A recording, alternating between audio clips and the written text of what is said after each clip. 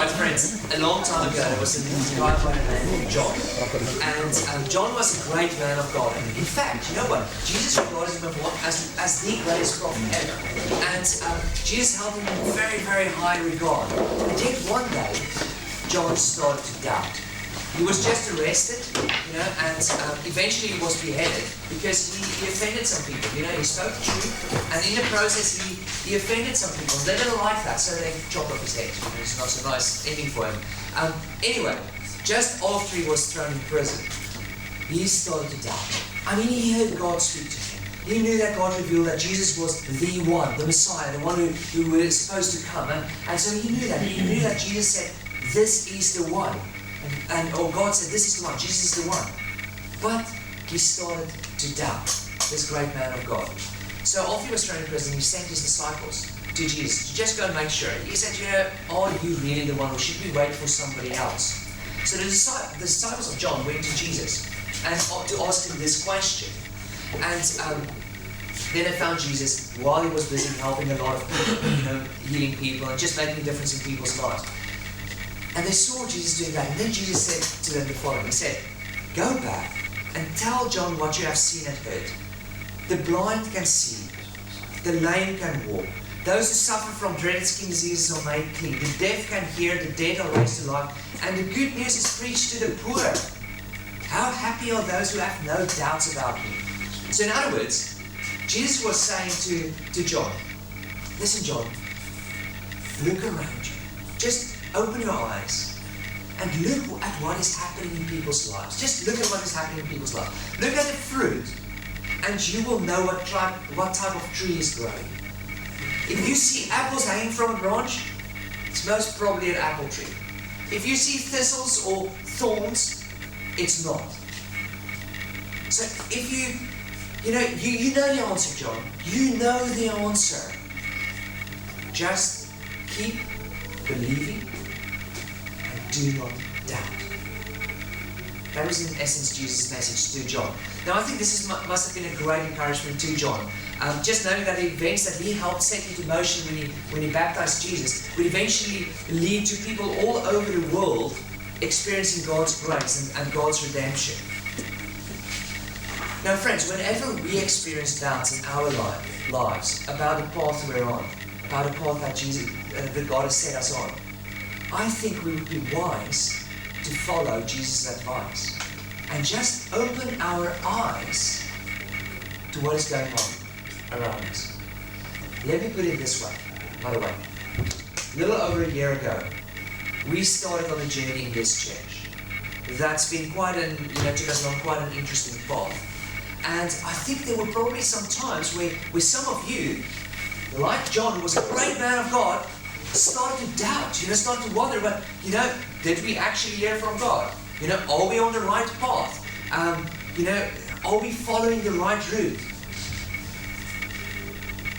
Now, to get more clarity, I think we would be wise to just open our eyes and look at the fruit that we've been bearing over the last year, so that we can determine whether we are seeing the beginning of apples or seeing the beginning of thistles forming in this church. That's what we need to determine, because that will give us a clear indication of whether we should continue on this path or not. Is that fair? Is that fair? We look at the fruit and to see whether we're on the right path or not. Okay, so just a little bit of background before we're going to look back at the fruit that we are bearing. So to what has happened so far. Now last year, God prompted us to be more inclusive, to reach out to our community more than in the past. And it all started with this one verse, Zechariah 8, that said, verse 23, that says, "This is what the Lord Almighty says. In those days, 10 people from all languages and nations will take firm hold of one Jew by the hem of his robe and say, 'Let us go with you, because we have heard that God is with you.'"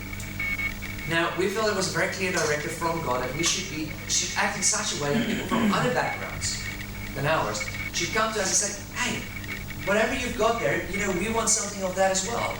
We want a relationship like that as well with God." And this was obviously quite a big challenge for us, and it wasn't always easy because it had a lot of practical implications for us as a church. In fact, I think it's at times looked almost insurmountable, but we had this clear conviction that that was the way that God was leading us. Now, first of all, it meant that we had to change the language that we have our services. We had to change our language, and so that we can be more inclusive, and bring friends and colleagues and neighbors and whoever else into the church here, but also to our events that we would put on. So that was the first thing, and it was a big thing, but we believed that that was the way God led us, and therefore we obeyed. The second thing was that we needed somebody to be available to steer the ship. Somebody to provide pastoral care and counseling to people in the church and also people outside. And that person was me. So it required that I had to quit my day job. I had to help start a new charity. And I needed to be available to members of the church and also people in the community, friends and colleagues of you, who may need some help. And again, we were obedient. It was a big step of faith, but we were obedient. And the reason I say we is because I could have never have done it without you. It was absolute team effort. And I am extremely grateful to each one of you. Every day I'm just so thankful that I can be in this role. That I can actually bless people and use the gifts that God has given me to bless others. I'm so grateful, and I'm so grateful to each one of you, who supported us emotionally and financially and practically through this last year. And I just want to say thank you so much. That this really is making a difference in people's lives. And thank you that I can do this. And then thirdly, it also meant that a lot more of you needed to take a step up and help with the ministry in this church. And you've done that to such a high standard. And I'm just so proud of each one of you. It's been absolutely amazing how everybody's just stepped up. Now, to help us to reflect with this background, to reflect on what has actually happened in the last year, I'm going to use a little mantra because an outline of Rick Watt, the guy who wrote the Bergstrom a lot. And he said, what's the mission of the church? Mission of the church is very simple. It is bring them in, build them up, send them out. Bring them in, build them up, send them out. Bring them in, build them up, send them out. That's what we are supposed to do. And I think that is what we have been doing. So let's use that as our outline to evaluate whether we are bearing apples or thistles. Okay, so first one, bring them in. In the beginning of the year, I challenged the ministry leaders in this church, and I said, I think we should focus more on our community. We should make a clear effort to reach out and reach our community, because if we want to bring people in and give them an opportunity to discover for themselves how to overcome hurts from the past, or find healing for the present, or have hope for the future, then we first of all need to bring them in. We need to have contact with them. Otherwise, how can we help them to discover this for themselves? So we needed to create more opportunities to invite people in. And you also need to step up and invite friends and family and colleagues and whoever else come across your path into this church. And you know what happened? This year, the past year, we've had more visitors in our church here, in church services and to events that we've put on, I think, than ever before. We've had so many visitors here. People who are just curious, just to come and see what's going on in a church, what's doing in their lives as a result of that. Who knows what will happen as a result of them coming here for the first time? All I know is that we should keep on inviting people to church and to other events. Last night we had this amazing curry, quiz and dance night. It was really fun. I had a lot of fun last night. If those of you who were here will know I had a lot of fun. And anyways, it was a wonderful evening because we also had not just the usuals, we had some different faces here. Other faces, which was amazing to see. And I know a lot of you took courageous steps to walk across a room and go and introduce yourselves to other people who you haven't seen before. And who knows what God will do with that? Who knows what He will do with that? With that friendship that may have been started last night. Or may have been built last night. Who knows? Who knows? We don't know. I just know we need to take the courage and walk across rooms. Some of us need to dance across rooms to other people, and some of us did that actually. But who knows how we can help and support them in the future?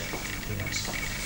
Then there was the whole Rugby World Cup, and it was didn't end so well for us, you know, it was all black in the end. But anyway, it was really, I lived in my green build for those 6 weeks. And it was such a great conversation starter. I mean, everywhere I went, you know, I had conversations about the Springboks and about the Rugby World Cup, and it was just incredible. And again, our social committee just stepped up. They did such a marvelous job this year. And they just stepped up and organised an amazing quarter-final event. And again, it was some great opportunities to build relationships. I had wonderful conversations with people I didn't know before, people that I wouldn't have been exposed to in the past at that quarter-final event. A lot of us spoke to people that we wouldn't have been in touch with, just because we had this clear focus of reaching out to other people. Then it was the South African Festival. I mean, who can forget the South African Festival? But we had more than 400 people here on that day. It was absolutely incredible. I mean, let me ask you, friends, have you ever seen a church fete in South Africa or in the UK or wherever else, when the ratio between churchgoers and non-churchgoers is 1 to 8? Have you ever seen anything like that? I mean, it was absolutely incredible, and it reminded me of that verse, you know, that says 10 will grab you, so we need 2 more, you know, to have the 10. So next year, that's the target for next year. So anyway, just to remind you that God showed up in some miraculous ways. To remind you of the story, I told this to you earlier this year, but there was this one event. I mean, the weather was quite crucial because we couldn't fit 400 people into this room, so we needed outside and we needed the weather to be good. So we had people praying for a long time for good weather on that day. And then you know that, you know, I will sometimes before a sermon I will sit in the car and go through my sermon notes. And that morning, sort of halfway through my sermon notes, just shortly before the church service started, the heavens opened.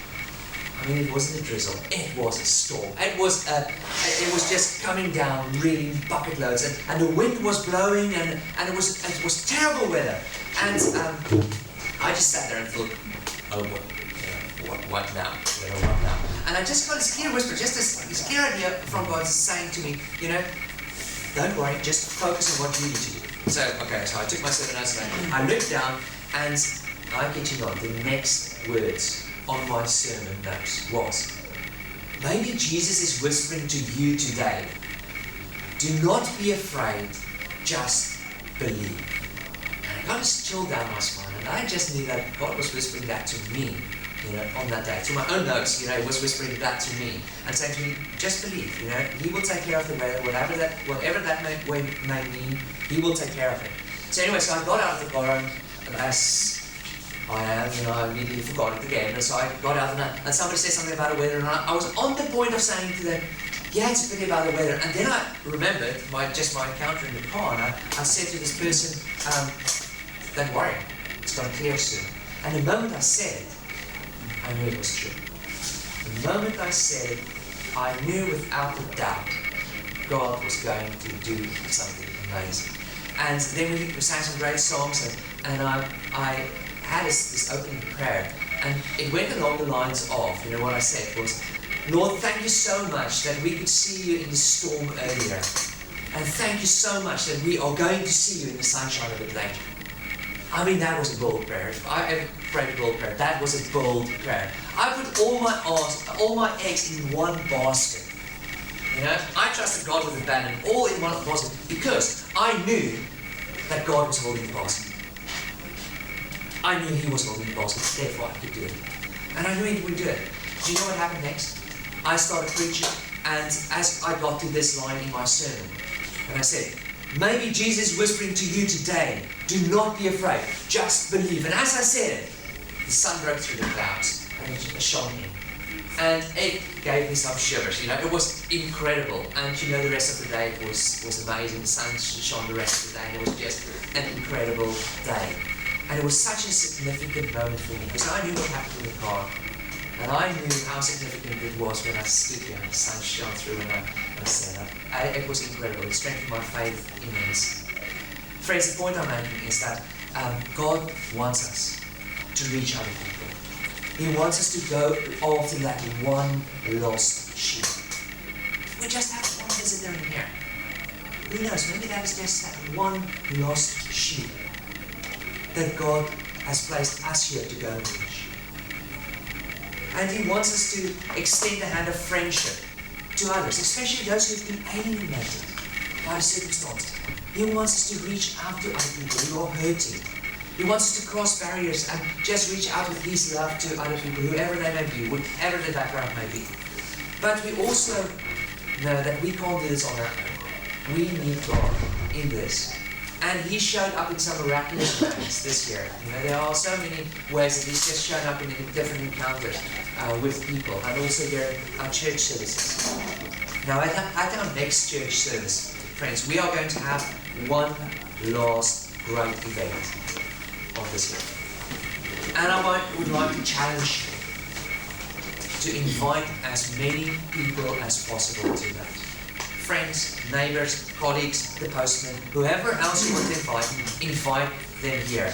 Because there will be a nativity play, the children will put on something here, and there will be some Christmas carols, we're going to sing a bit, and then there will be a message. I wanted to say a short message, but it's me speaking, so I don't know. And there's going to be awesome soup and bread, friends, and it's just a nice time to be able to bring people in and to bless them, to bless others. So please come along to that, but don't come alone. Okay, bring somebody with you. Right, that's the first thing, bring them in. Second one, build them up. This means that whoever comes in here should be cared for. Now, earlier this year, I asked you what we must be like. What should we be like as a church? I had a whiteboard here, and I asked you for some, just a shout out. What should we be like? What should our character be like if we want to bless our community and bless others? And you said we should be compassionate. We should be loving. We should be giving. We should be accepting. We should be full of empathy for other people. We should be visiting the community. We should be strong and courageous. And we should be unconditional in our love for others. And I think, that if I look at what's been happening in this church, I see the beginning of that. I really see us growing in that. And it's absolutely amazing. I want to encourage you to keep on growing that, to keep on being more of who we already are. That people will see these characteristics when they're coming here. And I think that probably the first place where this is happening is right here. When people are coming in, and that you will make them feel welcome. If you see somebody you haven't spoken to before, you go to them and you just introduce yourself and you speak to them. And we need more of this. We need to make a conscious effort, or almost train ourselves to really make people feel welcome, to be warm and friendly and compassionate to whoever comes in here. And secondly, I really saw this in the Pastoral Care and Counseling this year as well. It's been so amazing to visit you this year. I've had such a great time. To come into your homes and just visit you and have some great fellowship with you. And for almost the first time since I've been involved with this church, I've had opportunity to visit you on a regular basis, to hear really what's going on in your lives. And I've also visited quite a lot of neighbours and friends of you in this church as well. People who were struggling. And it's been an incredible experience for me. I've had opportunity to help address difficult questions. I've had opportunity to encourage people when they were fearful. To pray with those who were struggling, to listen to those who needed a caring ear. I've seen people surrendering their lives to Christ. I've seen people returning to Him. I've seen people making bold and courageous decisions about their futures. I've seen people work through some serious grief. I've even had the privilege of being invited into homes and bringing a listening ear and love of Jesus to the places where I don't think pastors have been invited to in the past. And it's just been to build people up. And I've seen that in our life groups as well, where you've invited people in and you've just blessed others and almost you've become family of each other. Just cared for each other like family. And of course, friends, there was the annual breakaway weekend, which was a ball. It was really, really awesome. It was a real highlight for me. And it was so cool seeing friendships form at that breakaway weekend. And so many of you, I think, came away from that weekend just knowing that you experienced something of God in your lives, and that you were built spiritually but also emotionally through that weekend and through the friendships that you built over that weekend. Now we also felt, in the church that it was important to invest in your life, so we got a child psychologist. We've got quite a lot of little ones here, so we got a child psychologist to come and help us and give us a few pointers about parenting. And we also, I did the sort of marriage course here as well, because we felt, you know what, the church is the place where you needed to be encouraged and given tools so that you can live in a better way in the world out there. Because there's a lot of stuff going on in the world. This is something that's very, very difficult. And therefore we needed to encourage you and to build you, because that is what the church is for. To build people. That is what we should do. And now to hear how you experienced it, I want to ask, what does church mean to you? So I'm going to ask two of you to come forward. If I haven't cleared this with you, don't worry, I'm not going to pick on you.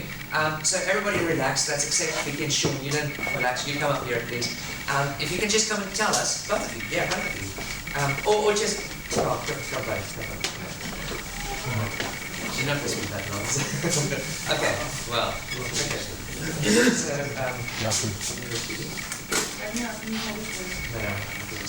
okay, so, yeah, sure, I'm just going to turn to Vicky first. Vicky, now, I mean, you've been incredibly involved in the church, with so many things. You've seen the worship team, you've led the children's ministry this year. You've been involved with Romania over the last few years and done a great job. But you live very far. I mean, it takes you more than an hour to get here on a Sunday. So my question to you is, why?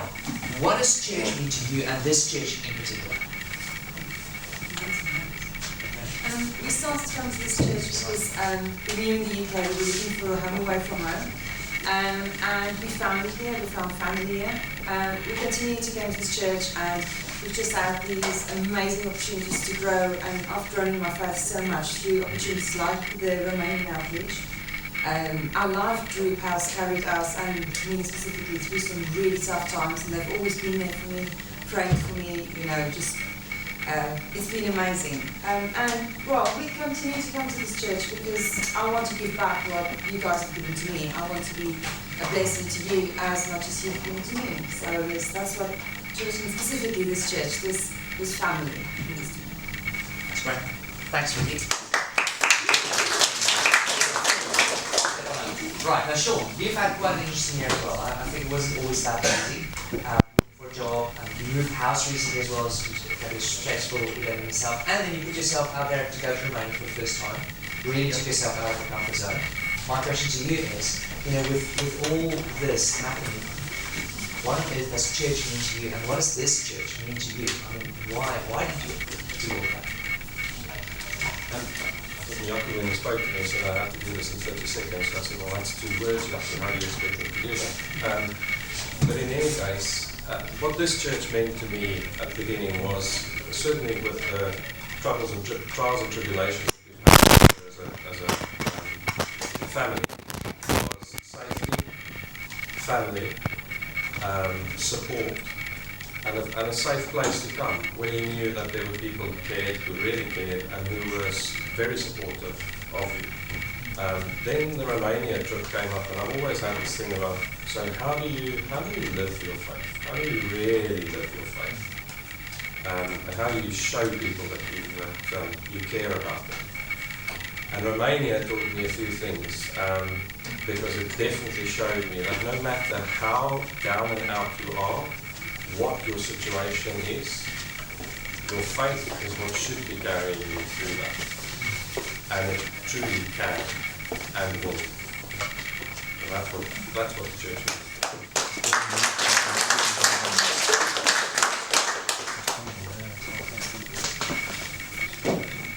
Thank you both of you. That's been brilliant. Great answers. And I hope that it will make you think a little bit. And just ask yourself this question. If I were to ask you to come forward and tell us what does church mean to you, and what does this church mean to you, what would you have said? So I like that's a little bit of homework. If you go away and just think about that. What does church mean to you specifically? Because it's been really great for me to be part of this church, and because I believe this community of believers really can make a difference in your life. Now, the last thing is the third thing that Rick Warren says, and we're going to use as our outline, or we are using, is send them out. Send them out. Now, maybe you've heard about my interesting encounter last week. I was walking through the marketplace in Norwich, and I was wearing my London by Giving jacket, you've seen, with the logo on the back, and here on the small little logo on the back. And anyway, somebody approached me from behind. You know, this guy suddenly spoke here behind me, and he said, "Excuse me, I saw the logo on your back, and I couldn't help wondering, are you the guys who packed the backpacks earlier this year for homeless people?" And I was sort of, you know, I didn't expect that.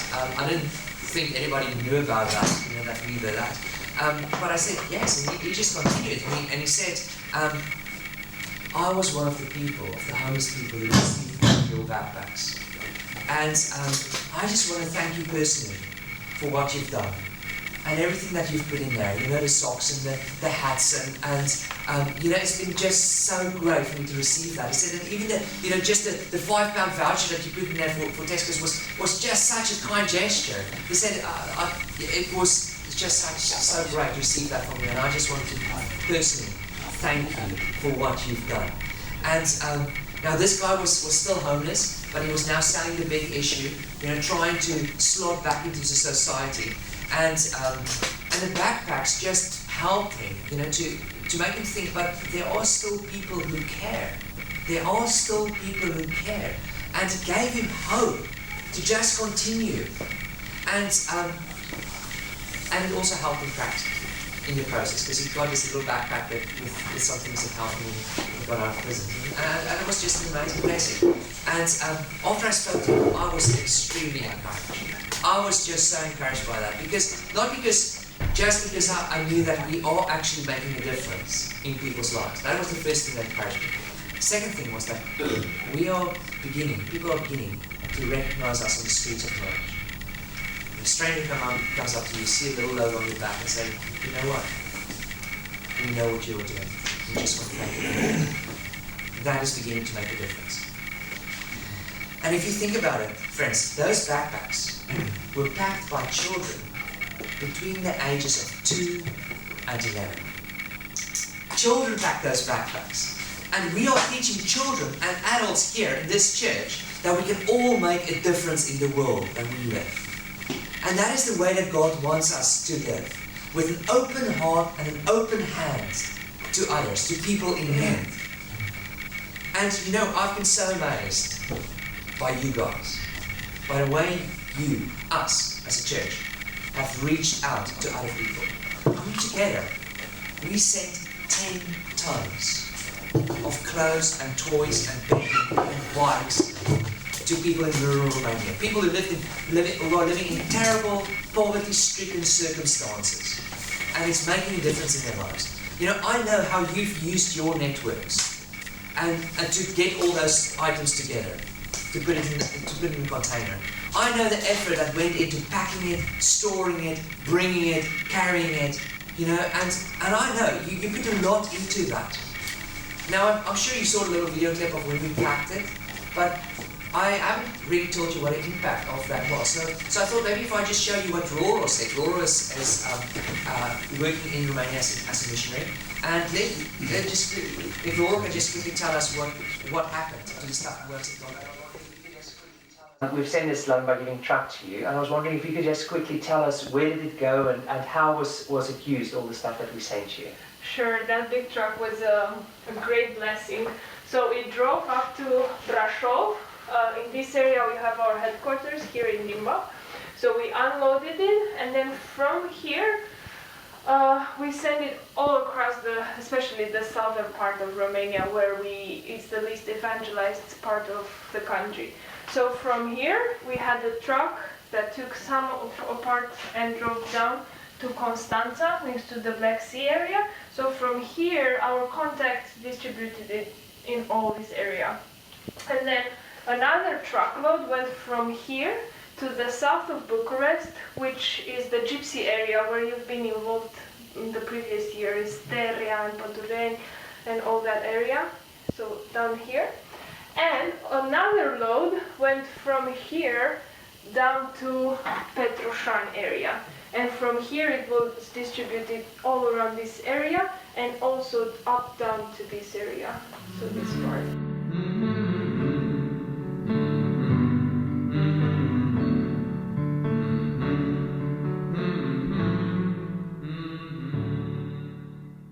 was a great blessing because there's great poverty in this southern part of the country.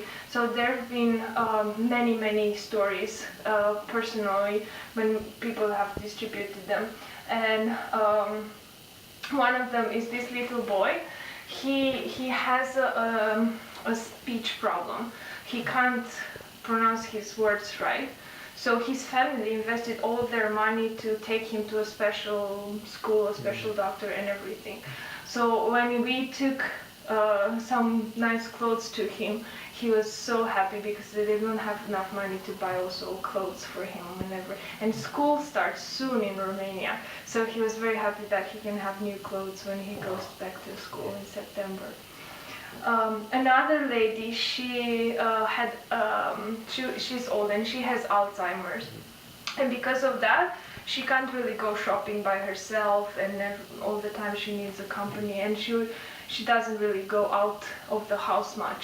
So when we went to her and we get the clothes out, she was so excited. She took everything and to try it on. At some point she had like 6 layers. She was very sweet.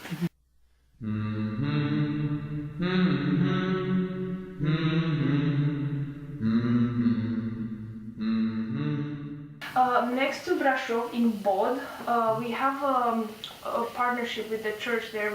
They're planning to plant a church which is already started the process, but this year it's a special year because they want to start also after school and also kindergarten. So most of the toys we will donate to the kindergarten and the after school. Foarte mult Vrut să fie o bucurie. So we thank you very much pentru hainele și cărucioarele care ne-ați trimis for the pentru clothes copii. and Noi ne-a prins foarte carriages for the bine babies. aceste Were very helpful ajutoare for us. și așa n-aveau copiii cărucioare. Kids didn't have those. Și plus asta, nora mea a fost decisă să facă avort. N-a vrut să țină copilul And ăsta. my daughter-in-law wanted to do abortion. Didn't want to keep this. Și până la urmă s-a întors cu fața spre Dumnezeu. Eu am convins-o But then she turned her face to God and she convinced her that it's the wrong thing to do. să se întoarcă și a păstrat copilul. And she kept the baby.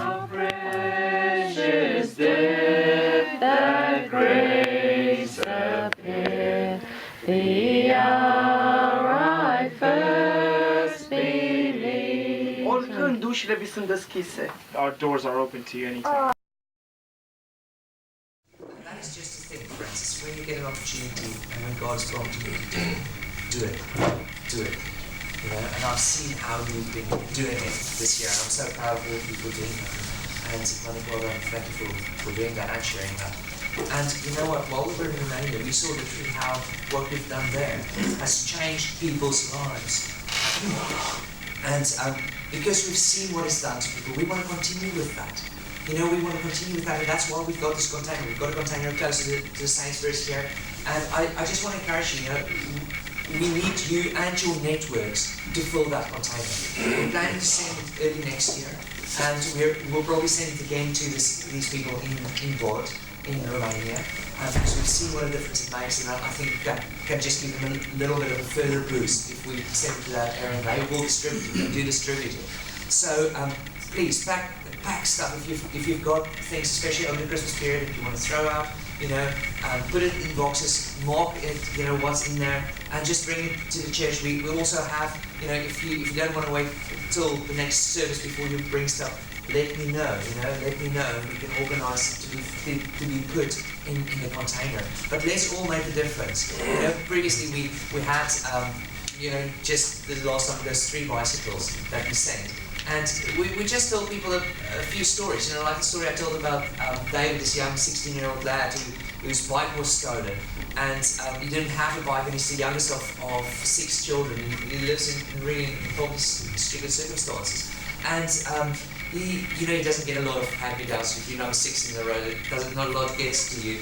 And so anyway, so this guy got a bike from us, you know, and he was super excited when he got it. He put it on his back and he ran up 3 flights of stairs to it and jumped up to it, you know, showed his mum and his dad. And now he's at every youth group and every church meeting. He really does well at school. He does everything because he didn't have a lot of opportunity before. Now with the bike that we've given him, it's given him a lot of opportunity, a lot more opportunity than before. And he's grabbing it with both hands. Because here's the thing, friends. Talent is universal. Opportunity is not. Think about that. Talent is universal. No matter where you go in the world, there are very talented people. But not everyone has the same opportunities in we do.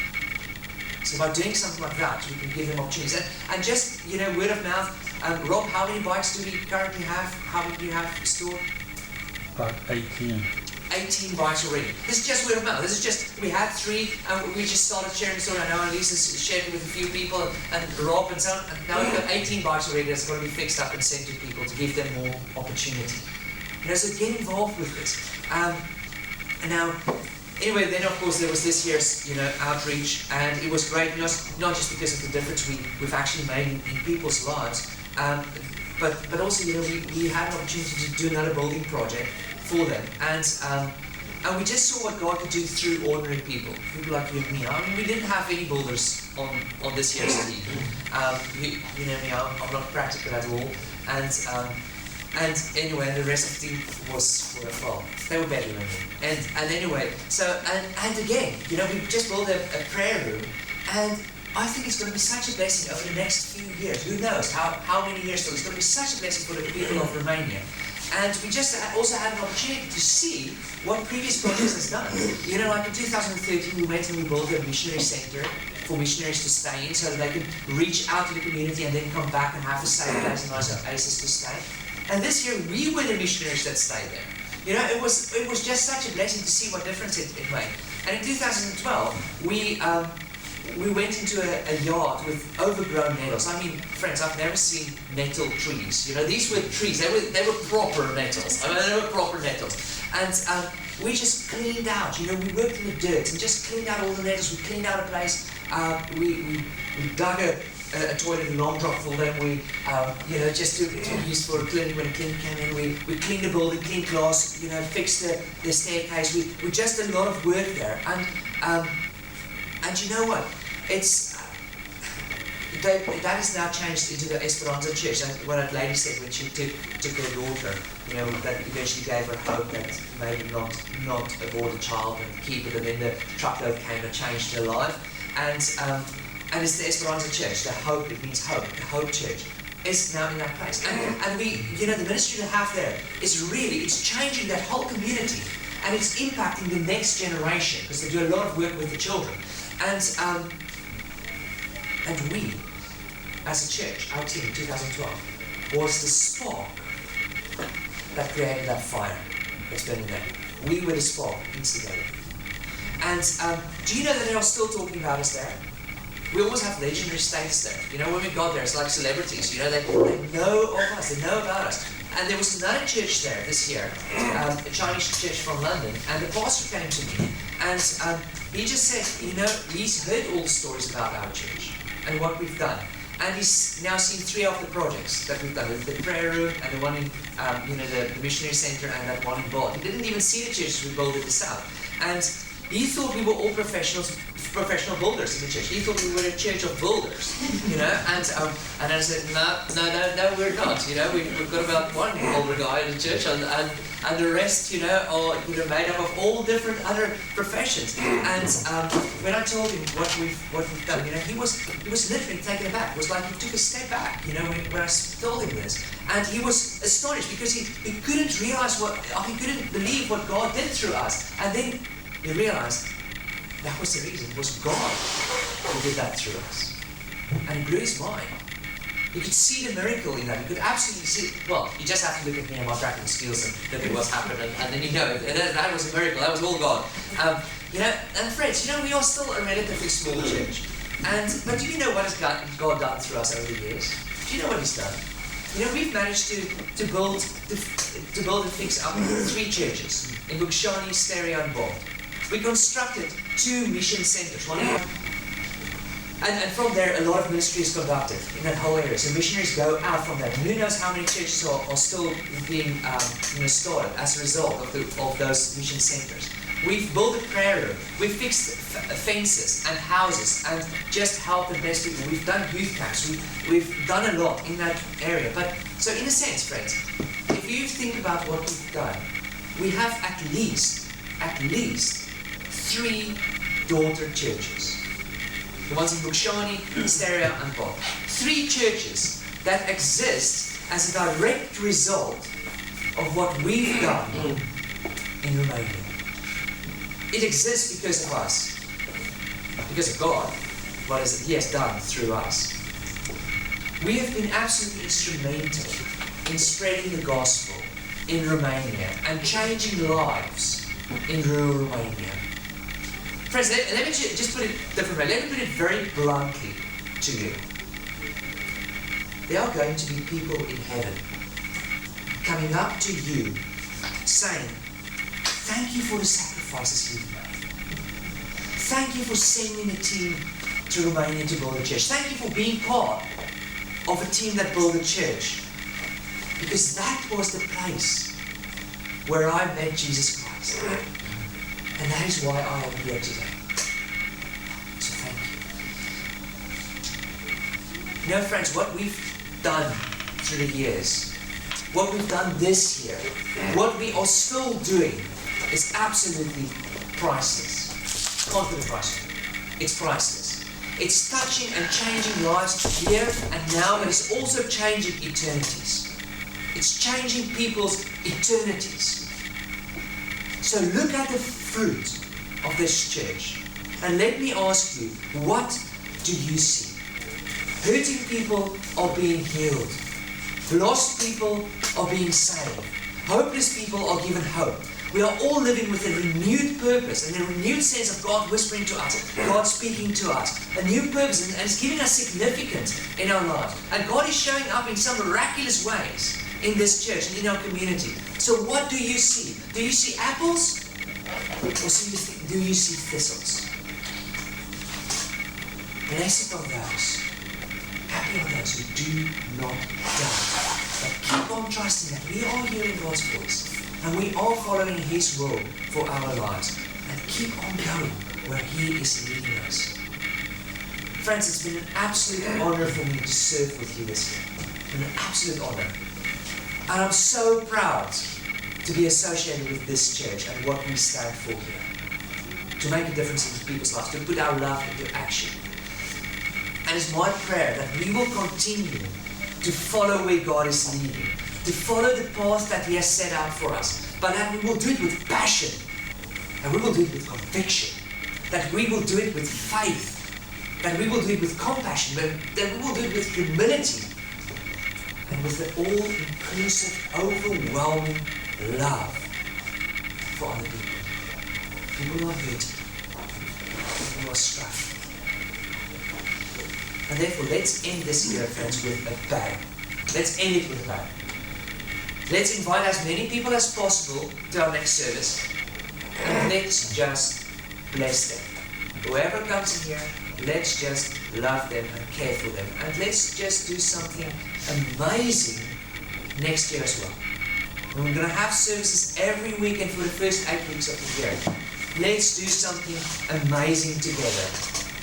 It's going to be a great opportunity to invite friends in, to invite colleagues in, and so we can just all take the courage, walk across the room, introduce ourselves, and build some friendships, and bless us. I'm really looking forward to continuing this adventure with you. The last bit of the year, and the next year as well. Amen. Let's just pray together.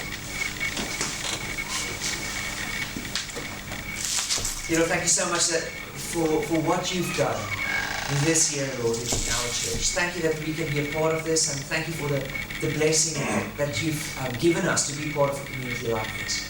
And I just want to ask you, Lord, help us to keep our focus on you. Help us to listen to you. And that when you whisper to us, that we will obey. When you say help somebody, that we will help. When you say reach out to somebody, walk across the room, that we will do it.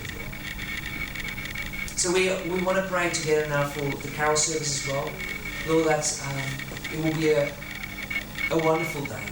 That people will come in here and just have an experience and have a sense of how amazing you are. We pray this in Jesus' name. Amen.